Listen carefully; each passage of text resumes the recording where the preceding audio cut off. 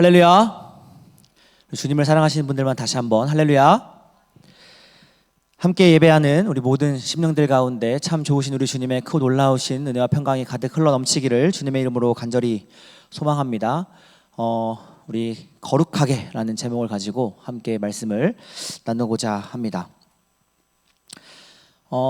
예수님의 부활을 이제 직접적으로 목격한, 예수님의 부활을 직접적으로 목도한 이제 사람들을 우리가 사도라고 부릅니다. 12사도 우리가 이렇게 부르잖아요. 예수님의 제자, 그리고 이제 예수님을 팔아넘긴 가룟 유다를 대신하여 이제 마띠아가 대신해서 사도가 되지만, 예수님과 함께 동고동락하면서 예수님과 같이 함께 사역하고 또 예수님의 십자가 사건 그리고 예수님의 부활 사건을 경험한 사람들, 그 사람들을 이제 우리가 사도라고 부르는데, 이 예수님의 부활을 목격한 목도한 사도들에 의해서 이제 교회가 세워지게 됩니다. 처음부터 교회에 박해가 심하지는 않았어요. 우리가 알고 있는 것처럼 처음부터 예수 믿는다고 해서 목숨 바쳐서 막 예수를 믿어야 되고, 처음부터 이렇게 지하에 숨어가지고 예수님을 믿어야 되고, 또 이렇게 그때 우리 익투스 이야기 한번 했었죠. 그 물고기 그림 이렇게 보면서 아, 여기가 예배 장소구나, 동굴을 막 이렇게 찾아가서 모여있는 곳에 가서 예배드리고, 그런 상황이 처음부터 벌어진 것은 아니었습니다만, 이제 예수 믿는 사람들이라고 하면, 내가 그리스도인이라고 하면 그 어떤 박해와 또 고난과 또 여러 가지 모진 시련들, 이런 것들을 또 견뎌내야만 했습니다. 유대인들에게는 하나님을 모독하고 또 성전을 모독하고 말씀을 모독한다, 이런 비난을 들었어야 됐고요. 또 이방인들로부터는 다양한 신들을 인정하지 않는, 왜냐하면 이 그리스도교는 오직 유일하신 하나님만 믿고 신뢰하는 그런 종교잖아요. 그러니까 그런 다양한 신들을 인정하지 않는 이상한 신앙을 가진 사람들이다, 이렇게 조롱을 들어야 했습니다. 그래서 때로는 사회생활하는 것이 힘들어지기도 하고, 또 때로는 공동체에서 추방을 당하기도 했고요. 또 때로는 멸시와 천대를 받으며 폭력을 이렇게 당하기도 했습니다. 말씀드렸던 것처럼 처음부터 그랬던 것은 아닌데, 64년에 네로 황제가 로마의 황제가 되면서, 사실 그 전까지만 하더라도 기독교가 굉장히 이렇게 좀 대놓고 기독교를 믿어라 이렇게 했던 종교는 아니지만, 그래도 기독교가 이 세상 한가운데서 보여주는 그 모습들이 너무 선하고 또 아름다웠기 때문에, 여러분, 로마라고 하는 이 나라가 이 헬라 다음에 세워진 나라가 로마잖아요. 그런데 아이러니하게도 헬라의 문화, 헬라 시대의 철학과 전통이 헬라 시대에 꼽혔던 것이 아니라 로마 시대에 꼽혔어요. 그 정도로 이게 이 로마라고 하는 이 나라가 좋은 것들을 잘 받아들이고 자기들의 유산으로 삼고 또 그것을 꽃피우는 데 있어서 이렇게 잘 해왔던 나라란 말이에요.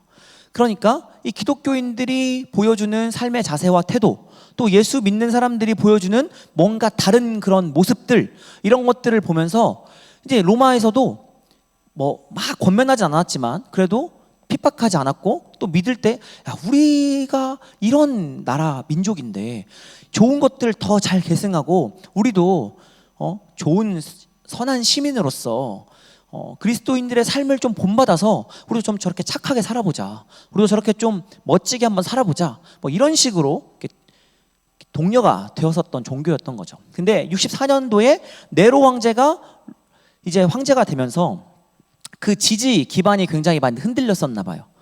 근데 로마에 갑자기 화재가 발생하게 됐는데, 그러다 보니까 이 네로 황제가 이 일이 기독교인들이 폭동을 일으켜서 일어난 일이다, 이렇게 기독교인들에게 갑자기 책임을 막 추궁하면서, 이제 내부적으로 문제가 있는 것이 외부의 어떤 요소로 에너지가 이렇게 갈 수 있도록 자기 어떤 정치적인 그리고 황제로서의 지위를 더 곤고히 하기 위해서 기독교인들에게 그 화재 사건을 이제 이렇게 전가를 한 것이었죠. 그래서 70년이 되었을 때는 이제 완전히 성전이 다 회파될 정도까지 기독교가 그렇게 핍박을 당하고, 이제 그 이후로는 내가 그리스도인이 된다라고 하는 것은 무엇을 의미하냐면, 내가 이제 내 목을 내놓고 예수를 믿겠습니다 라고 하는 것을 의미하는 거였습니다. 왜냐하면 이 로마 제국이 앞장서서 뭘 했어요? 그리스도인들을 잡아 죽였어요.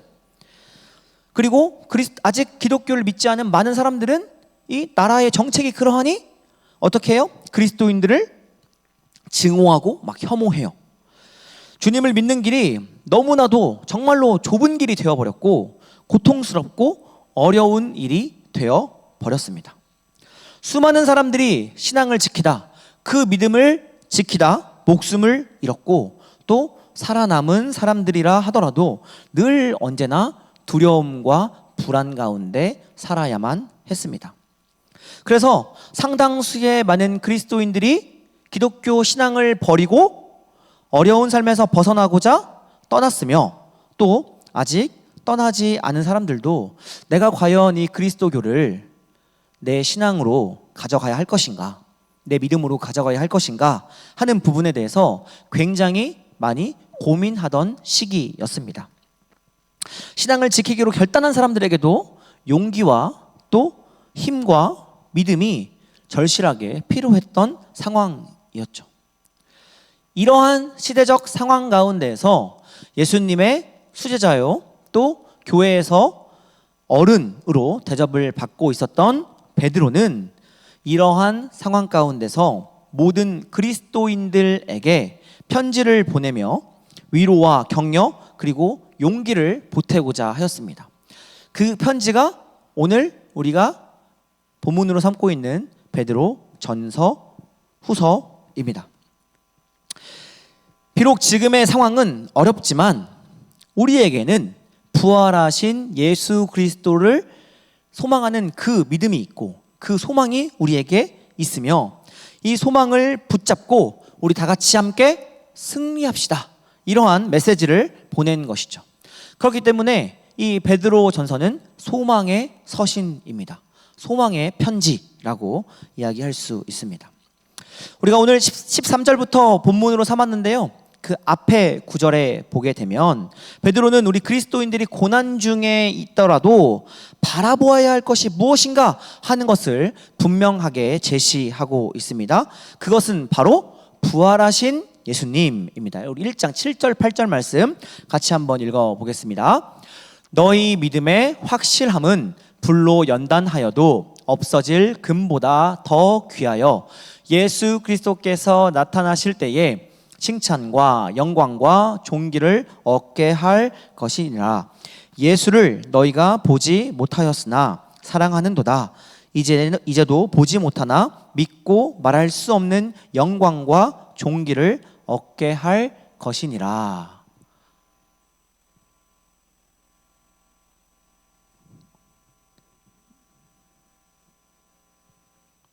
저게 맞아요. 제가 잘못 읽었어요.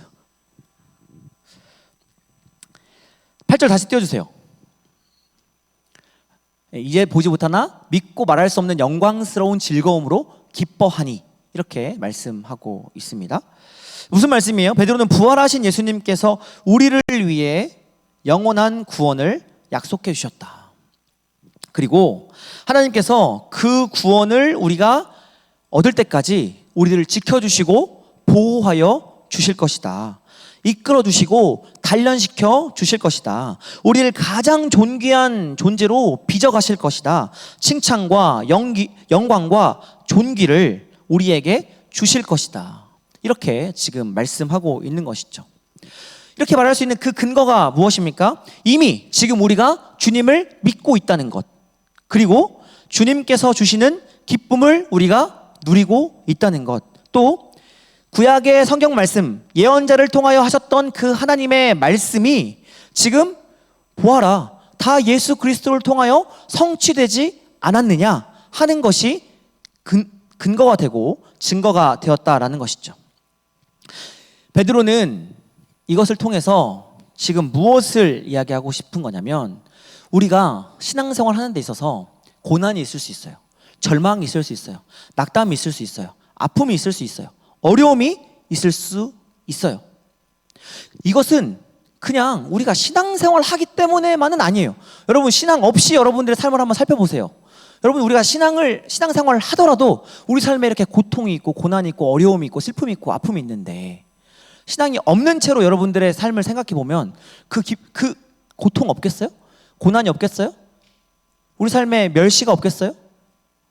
여러 가지 많은 어려움들이 훨씬 더 많이 있을 수 있죠. 그러니 지금 이 고난이 그리스도인들에게 영원한 절망이 될 수 없고, 오히려 그리스도인들이 이 고난을 넉넉히 감당할 수 있는 이유가 바로 예수 그리스도, 그 부활의 영광, 그것이 우리에게 있기 때문입니다 라고 지금 베드로가 이야기하고 있는 것이죠. 그러므로 오직 그 하나님을 굳게 신뢰하고 그 소망을 굳게 믿으며 신앙을 온전히 지켜 나갑시다. 지금 이렇게 말씀하고 있는 것입니다. 이 전체적인 베드로 전서의 맥락이에요.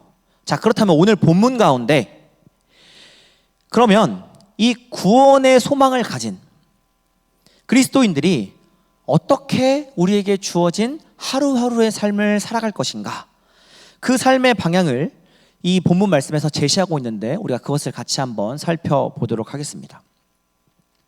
여러분, 우리가 고난 가운데 신앙을 지켜낸 사람들이 조심해야 할 것이 있어요.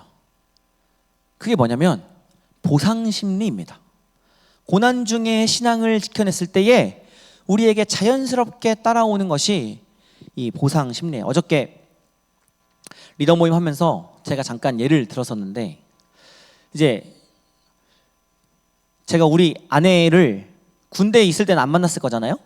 군대 다 전역하고 신대원 다니면서 저희 아내를 만났는데, 그러니까 우리 아내는 제 군 생활이 어땠는지 모르죠. 군 시절이 어땠는지. 근데 제가 예비군을 갈 때마다 이제 전투복을 입잖아요. 그 사람이 왜 그러냐는 거예요. 도대체 왜 이렇게 저렇게 껄렁껄렁하고 왜 저렇게 꼴 보기 싫게 하고 막 다니냐, 막 이런 이야기를 이제 하는 거죠.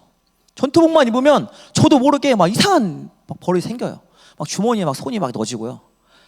막 뭔가 이렇게 막 세상에 막 시비를 걸고 싶어요. 막 전투복만 입게 되면. 이런 게 왜 생겨날까? 예비군들만 다 가지고 있는, 아직 군대를 안 간 우리 모세와 범찬이와 지민이는 모르겠지만 이제 곧 겪게 될 뭔가 이 막 화가 나요. 그냥 전투복만 입게 되면. 이게 보상심리거든요. 내가 짧게는 1년 반, 저는 이제 장교로 갔다 왔으니까 2년 반을 갔다 왔거든요. 2년 반 동안 군 생활이 막 전투복을 입으면 생각이 나요. 이거 어떻게든지 내가 보상받고 싶어. 이런 마음들이 막 저도 모르게 이렇게 막 마음에서 이렇게 불러 일으켜지게 된다라고 하는 것이죠. 내가 수고한 게 많아요. 내가 헌신한 게 많아요. 내가 노력해서 성취한 것들이 많아요. 그것이 많으면 많을수록, 그것이 내 손에 더 많이 쥐어져 있으면 쥐어져 있을수록 그에 따른 보상을 받고 싶어 한다는 거예요. 당시에 그리스도인들이 그리스도인으로 살아가는 것 자체가 힘들었어요. 목숨을 건 행위였어요. 믿음으로 그 신앙을 지키고 있었어요. 그런데 참 이 사람의 마음이라는 게 묘하고 또 참 알다가도 모르겠습니다. 고난과 역경을 이렇게 잘 신앙 가운데, 그 고난과 역경 가운데서도 신앙을 가지고 잘 지켜내면은 사실은 우리 삶이 따로 볼 것도 없이 주님을 믿는 그 믿음 가운데서 아름답게 주님의 뜻대로 펼쳐져 가야 되는데, 사실은 우리 삶이 전혀 신앙과는 반대로 이어지는 경우들이 많이 있다라고 하는 것입니다. 내가 신앙을 위해서, 내가 믿음을 위해서 이렇게 목숨 걸었는데, 내가 신앙을 위해서 이렇게 내가 두려움과 떨림 가운데서 하나님을 믿고 그 믿음 안에서 하나님을 위해 이렇게 헌신했는데, 노력했는데, 봉사했는데 하는 마음이 우리 가운데 생기는 순간 우리 마음에 교만이 생기고요, 우리 마음에 자랑이 생기고요, 우리 마음에 헛된 것들을 추구하고자 하는 마음이 생깁니다. 신앙의 보상 심리가 우리 안에 막 일으켜 올라온다는 거예요. 그래서 고린도전서 10장 12절 말씀에서는 이렇게 말씀하고 있습니다. 같이 한번 읽어보겠습니다. 그런즉 선줄로 생각하는 자는 넘어질까 조심하라. 아멘. 여러분, 실제로 우리의 삶을 돌아보면 그럴 때가 참 많이 있습니다. 주님의 큰 은혜를 경험하고 나서 주변 사람들과 싸우는 일들이 있어요. 또 수많은 헌신과 수고를 감당한 후에 시험에 빠지는 일들이 생기게 돼요. 믿음의 상태가 내가 좋다고 생각해 왔는데 사람들 때문에 상처를 받기도 하고 시험에 빠지게 됩니다. 주님과 깊은 교제를 나눈 후에 죄악을 저지른다든지 하는 실수들을 우리가 종종 저지르게 되는 것이죠. 심지어 한평생 한 분야에서 헌신하고 한 분야에 올인하고 한 분야에서 이름을 냈던 사람들이 그 말년에 돈과 권력을 움켜쥐려고 하는 것도 이런 함정에 빠진 것이죠. 내가 이만큼 헌신했는데, 내가 이만큼 노력했는데, 내가 이만큼 이루어냈는데 하면서 그 마지막에 그 끝에 무너지고 망가지게 되는 것이죠. 그러한 점에서 베드로 사도는 고난 중에 있는 그리스도인들이 오히려 더욱 거룩한 삶을 추구해야 한다라고 이렇게 강조하고 있습니다. 고난을 견뎌내고 주님께 충성하는 삶이 우리의 삶을 다른 방향에서 무너지게 하는 명분이 되지 않기를 베드로가 그렇게 바라면서 지금 말씀하고 있는 것이죠. 베드로는 고난과 환난 가운데 있을수록 더욱 거룩한 삶을 살아가야 한다. 주님이 원하시는 삶을 우리가 더욱더 살아가야 한다. 이렇게 말씀하고 있습니다. 13절부터 17절까지의 말씀 길어도 한번 읽어보겠습니다. 시작. 그러므로 너희 마음의 허리를 동이고 근신하여 예수 그리스도께서 나타나실 때에 너희에게 가져다 주실 은혜를 온전히 바랄지어다. 너희가 순종하는 자식처럼 전에 알지 못할 때에 따르던 너희 사욕을 본받지 말고 오직 너희를 부르신 거룩한 이처럼 너희도 모든 행실에 거룩한 자가 되라. 기록되었을 때 내가 거룩하니 너희도 거룩할지어다 하셨느니라. 외모로 보시지 않고 각 사람의 행위대로 심판하시는 이를 너희가 아버지라 부른즉 너희가 나그네로 있을 때를 두려움으로 지내라. 아멘. 무슨 말씀이에요? 우리 주님이 우리의 소망이 되어주시고 우리의 삶을 주님께서 붙들고 계심을 믿음으로 그리스도인으로서 거룩한 삶을 살아나가자는 거예요. 우리 마음의 허리를 동이고, 우리 허리가 중심이잖아요. 우리 마음의 허리를 동이고 근신하자. 마음을 단단히 먹고 정신 똑바로 차리고 살아가자. 우리 주님께서 다시 오실 것인데 그 주님께서 다시 오실 것을 우리가 기대하면서 그렇게 하루하루 그저 보내는 삶을 살아가는 것이 아니라, 하루하루 그저 때우는 삶을 살아가는 것이 아니라 하루하루 오실 주님을 바라보며 정신 차리고 근신하여 깨어 살아가자. 지금 이렇게 말씀하고 있는 것이죠. 여러분, 그렇게 살아간다는 것은 무엇일까요? 그것은 하나님의 뜻에 순종하며 살아가는 것을 뜻합니다. 세상 사람들처럼 욕심을 추구하며 살아가는 것이 아니라 하나님처럼 거룩함을 추구하며 살아가는 것. 16절에 기록되어 있는 것처럼 하나님이 거룩하시니 우리가 함께 그렇게 거룩하게 살아가자라고 하는 것입니다. 여러분, 거룩이라고 하는 단어는 오직 하나님께로만 쓸 수 있는 단어인데 하나님께서 그것을 우리도 사용할 수 있도록 허용하신 겁니다. 레위기 19장 2절 말씀에 보면 내가 거룩하니 너희도 거룩하라. 하나님께서 말씀하고 계시죠. 하나님이 거룩하시니 우리도 거룩하라는 겁니다. 하나님의 성품을 우리가 닮아갈 수 있는 그 자리에 우리 하나님께서 우리를 초대해 주신 것이죠. 여러분, 거룩이라고 하는 말이 히브리어로는 카도시라고 이야기하고 헬라어로는 하기오스라고 그렇게 이야기합니다. 합니다. 기본적인 단어의 뜻은 구분됨, 구별됨이라는 뜻이에요. 세상 속에서 살아가지만 세상에 속하지 않고 세상에서 구별되어 하나님 나라 백성으로, 하나님의 자녀로, 하나님의 사람답게 살아가는 것, 그것이 바로 거룩이다, 이렇게 말씀하고 있는 것이죠. 다시 말하면 거룩한 존재가 되었다라고 하는 것은 하나님의 것이 되었다라는 것을 의미하고, 거룩한 삶이라고 하는 것은 그렇기 때문에 하나님의 뜻대로 살아가는 삶, 하나님을 닮아가는 삶이라고 이야기할 수 있습니다. 여러분, 이런 관점에서 볼 때 거룩한 삶이라고 하는 것은 궁극적으로 사랑하는 삶을 의미합니다. 왜 그럴까요? 하나님 그 자신이 사랑이시기 때문입니다. 우리 하나님이 곧 사랑이시기 때문에 거룩함을 추구하며 살아간다는 것은 우리가 사랑하며 살아간다라고 하는 것을 의미합니다. 내 욕심과 내 욕망과 내 자랑과 내 뜻을 위해 살아가는 것이 아니라, 어떻게 하면 내가 하나님을 기쁘시게 하고 사람들을 행복하게 하고 이 세상을 아름답게 하며 살아갈 것인가. 하나님께서 나를 이 땅 가운데 보내주신 데에는 분명히 이유가 있을 것인데, 하나님이 이 시간과 공간 속에 나를 집어 넣으신 데에는 다 이유가 있을 것인데, 그것이 무엇일까 고민하며 하나님을 사랑하고 이웃을 사랑하는 삶을 살아가는 것, 그것을 우리에게 지금 말씀하고 계시다라고 하는 것입니다. 17절 말씀에는 그러면서 겉모습으로 사람들을 평가하지 말아라, 지금 이렇게 말씀하고 있습니다. 우리가 얼마든지 그럴듯한 종교인이 될 수 있어요. 얼마든지 거룩한 모습으로 누군가에게 보여질 수 있어요.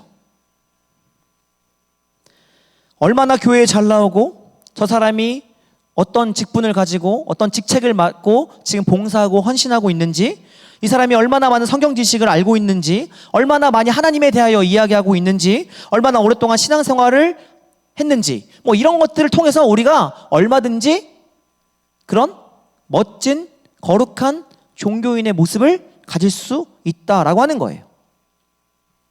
그러나 하나님은 그 모습을 보고 우리를 심판하시지 않으십니다. 하나님이 심판하실 때 과연 우리가 얼마만큼 사랑했는가, 이것을 가지고 심판하시지 않을까 싶습니다. 베드로는 삶의 중심이 무엇이어야 하는가, 무엇을 가장 소중하게 생각하고 우리가 따라야 하는가라고 하는 것을 분명하게 선포하고 있습니다.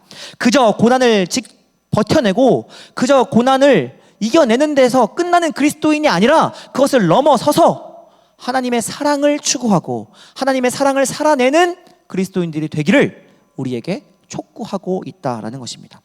어떤 삶이 그 사랑하는 삶인가 라고 하는 것을 18절부터 22절 말씀에 말씀하고 있는데, 우리 같이 또 읽어봅시다. 18절부터 너희가 알거니와 너희 조상이 물려준 헛된 행실에서 대속함을 받은 것은 은이나 금같이 없어질 것으로 된 것이 아니요 오직 흠없고 점없는 어린 양 같은 그리스도의 보배로운 피로 된 것이니라. 그는 창세전부터 미리 알린 바 되시니나 이 말세에 너희를 위하여 나타내신 바 되었으니 너희는 그를 죽은 자 가운데서 살리시고 영광을 주신 하나님을 그리스도라 말미암아 믿는 자니 너희 믿음과 소망이 하나님께 있게 하셨느니라. 너희가 진리를 순종함으로 너희 영혼을 깨끗하게 하여 거짓이 없이 형제를 사랑하기에 이르렀으니 마음으로 뜨겁게 서로 사랑하라. 아멘. 여러분, 베드로가 지금 이렇게 말씀하고 있는 겁니다. 하나님께서 여러분에게 보여주신 것의 핵심이 바로 사랑이다, 이렇게 지금 말씀하면서, 여러분들 원래 조상들에게 지금 물려받은 헛된 것들 붙잡으면서 살아가고 있는데, 우상 숭배하고 욕망과 욕심 이런 것들을 따라서 살아가고 형식적인 종교 생활하면서 살아가고 있는데, 그러나 여러분은 그렇게 살도록 창조된 존재가 아닙니다. 여러분은 그렇게 살도록 하나님께서 만드신 존재가 아닙니다. 이렇게 말씀하고 있는 거예요. 그러면서 여러분이 구원을 받고 하나님의 백성이 되고 거룩함을 입은 것은 은과 금으로 된 것이 아닙니다. 오직 예수 그리스도의 그 십자가의 보혈, 우리 주님께서 어린 양과 같이 흘리신 그 피로 말미암아 우리가 하나님의 자녀가 되었고, 우리가 구원을 받게 되었고, 우리가 하나님의 나라의 백성이 되었습니다. 하나님께서 여러분을 지극히 사랑하셔서 여러분을 위해서 독생자 예수 그리스도를 내어주셨고, 우리 예수님은 우리를 지극히 사랑하셔서 기꺼이 고난의 길로 가셨습니다. 이것으로 여러분은 구원에 이른 것입니다. 이렇게 말씀하고 있습니다. 그러니 여러분, 그것을 이제 알고 있으니, 이것을 이제 우리가 믿고 있으니 그 진리에 순종해야 합니다. 그 진리에 순종한다 라고 하는 것은 무엇을 의미해요? 이전의 삶의 방식을 내려놓는 걸 의미합니다. 이제까지 내가 살아왔던 삶의 모든 방식들을 다 내려놓고 이제 그 진리의 삶을 살아간다는 것은, 이전에 나는 제쳐두고 이제 하나님이 원하시는 삶의 방식과 자세와 태도가 무엇인가 하는 것을 붙잡으며 살아가는 것을 의미한다라고 하는 것입니다. 여러분, 우리는 그저 그리스도인이라는 종교인으로 부르심을 받은 것이 아니라 뜨겁게 사랑하는 사람들로 부르심을 받았다 하는 것을 여러분 기억하시기 바랍니다. 이것이 바로 주님이 원하시는 거룩한 삶입니다. 이어지는 말씀 23절부터 25절 말씀은 우리가 거룩한 삶을 살기 위해서는 이제 무엇을 붙잡으며 살아가야 하는가, 이것을 말씀하고 있습니다. 여러분, 우리가 사랑해야 한다는 건 다 알아요. 우리가 그리스도인으로서, 그리스도인뿐만이 아니라 그냥 우리가 정상적이라는 표현이 좀 그렇네요. 어쨌든 우리가 학교를 잘 다니고 그냥 교육을 잘 받았어요. 그래가지고 이제 여러분들이 20살이 넘을 때까지 자라오게 됐어요. 그래서 여러분들 그리스도인이 아니라고 하더라도 우리가 뭐를 학교에서 배워요? 협력하는 거, 협동하는 거, 서로 같이 사랑하는 거, 남의 물건에 손 대지 않는 거, 최소한의 우리가 그냥 한 사람의 시민으로서, 그렇죠? 살아가야 된다는 거 우리가 잘 이렇게 배우면서 살아왔어요. 꼭 거기에 우리가 그리스도인으로서라는 말을 붙이지 않더라도 우리가 어떻게 살아가야 하는지 잘 알아요. 그런데 문제는 이거예요. 우리가 아는데 그게 되더냐는 거예요. 아는 것과 믿는 것이 하나가 되어야 되는데, 알긴 아는데 그것이 믿음의 삶으로 이어지느냐는 거죠. 쉽지 않아요. 쉽지 않더라고요. 사랑해서 우리 아내랑 결혼했을 거잖아요, 제가. 그쵸? 근데 이제 저희 집에 나름의 역할 분담이 있지 않겠습니까? 아내가 이제 음식을 맛있게 이렇게 만들어 주시면 맛있게 먹고 설거지를 이제 제가 하는데, 이제 그 두부 이렇게 하고 두부 케이스 있잖아요.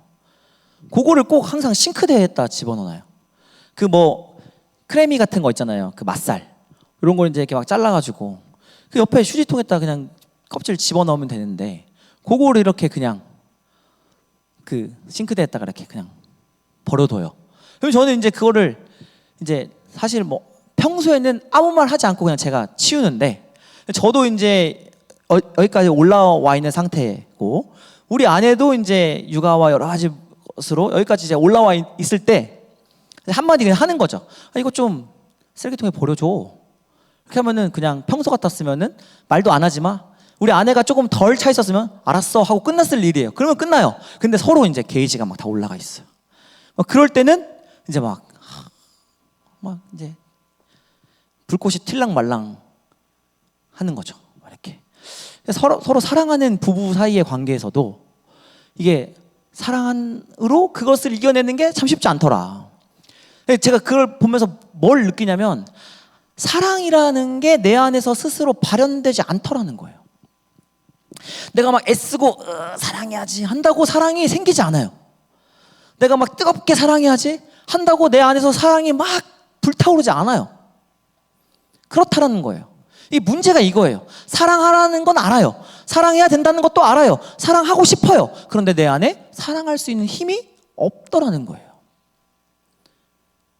어떻게 해야 될까요?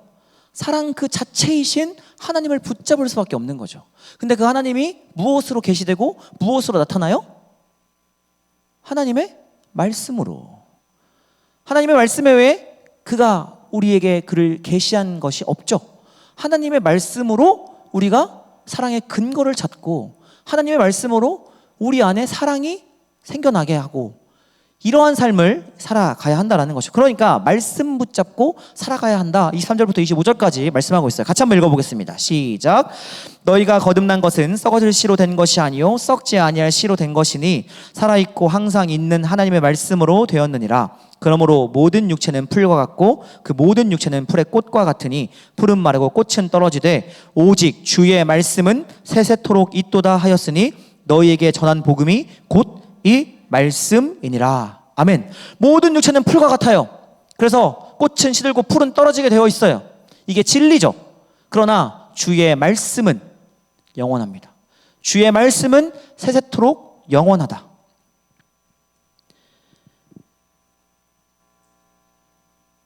우리를 향한 영광의 약속이 이 말씀 가운데 있다. 이것을 기억해라 라고 말씀하고 있는 것이죠.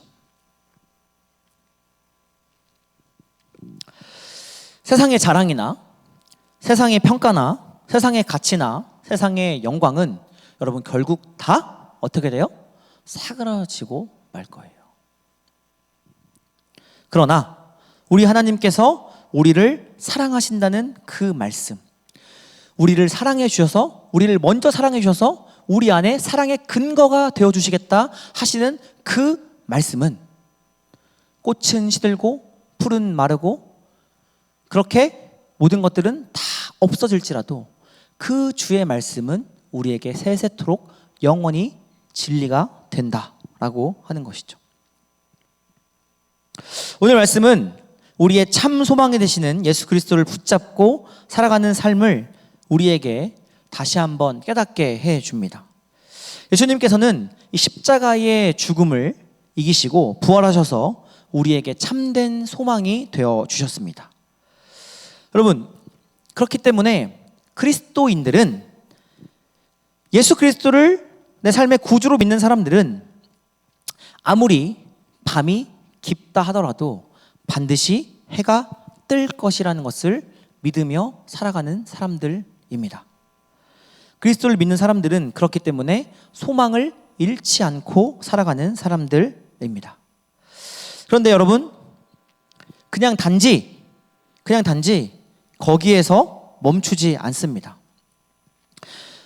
다른 이들과 같이 어둠에 적응하고 어둠을 추구하고 어두우면 어두운 대로 캄캄하면 캄캄한 대로 그냥 살아가는, 언젠가 해 뜨겠지 뭐, 해 뜬다고 했으니까, 하나님이 해 뜨게 하신다고 했으니까 언젠가 뜨겠지 라고 살아가는 데서 그치는 것이 아니라 우리 삶의 자리에서 작은 촛불 하나를 켜는 사람들이라는 겁니다.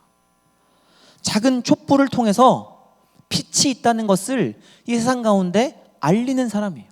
세상이 다 어둡지만 내가 킨 이 촛불 하나로 봐, 어둠은 절대로 빛을 이길 수 없어. 우리 주님께서 생명의 빛이 되시겠다고 우리에게 약속해 주셨어. 이거 봐, 이 빛이 있으니 어둠이 사라져갔잖아. 이 빛이 보이지? 걱정하지 마. 곧 주가 뜨게 하시는 태양이 뜰 거야.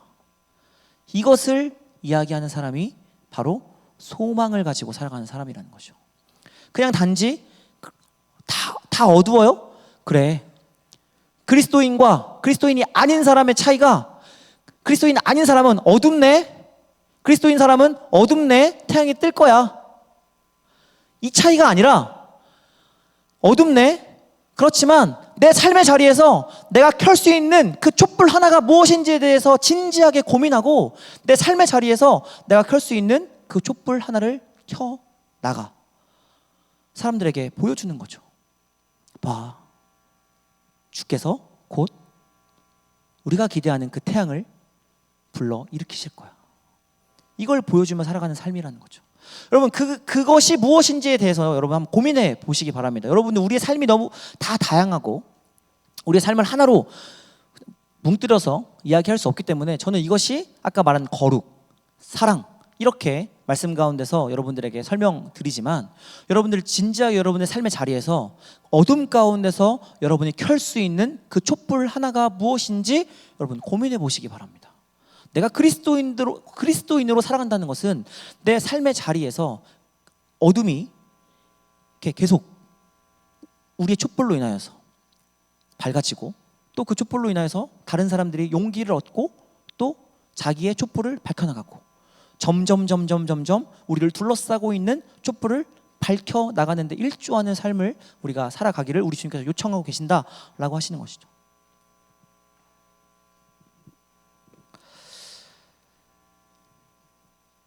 그래서 여러분 그 촛불로 인하여서 어둡지만 어두워도 그 촛불로 점점 어둠을 밝혀나가고 그래서 우리 주님을 함께 같이 바라보고 또 그 예수님의 사랑에 이끌려 사랑을 결단하는 그렇게 우리가 살아가는 귀하고 복된 청년들 될 수 있기를 주님의 이름으로 간절히 소망합니다. 우리 같이 함께 찬양하고 기도의 자리로 나가겠습니다.